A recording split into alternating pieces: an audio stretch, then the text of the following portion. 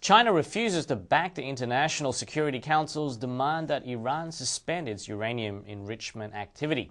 But there is more to that story. Recently, Russian media reported that China plans to sell Iran 24 combat jets based on Israeli technology. Here's more from our Israeli team. In 1980, Israel started developing the Lavi fighter jet, which was to be an advanced version of the American F-16. The jet was a source of national pride for Israelis.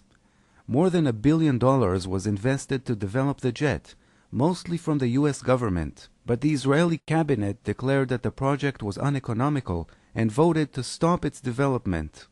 20 years later, in January 2007, on the other side of the globe, China proudly presented its Chengdu J-10 fighter jet.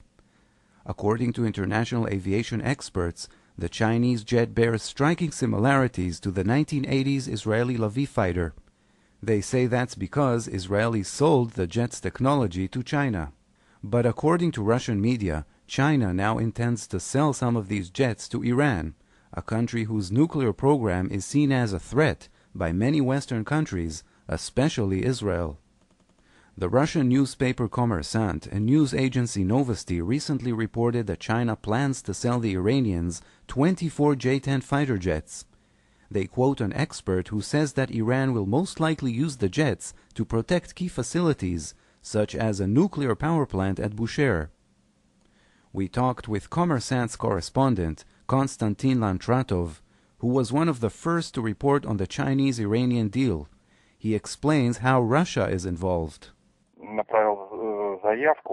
China recently requested Russia's permission to export the J-10 fighter jets to Iran. The Russians manufacture the jet's engine, therefore the deal cannot be carried out without their consent. As far as I know, Russia has not yet responded to the Chinese request. China officially denied its agreement to sell the jets to Iran, but the story is far from over. According to the Paris-based defense and strategy publication TTU, China is planning to supply the J-10 to Syria as well. We will keep you updated as this story unfolds. NTDTV, Israel.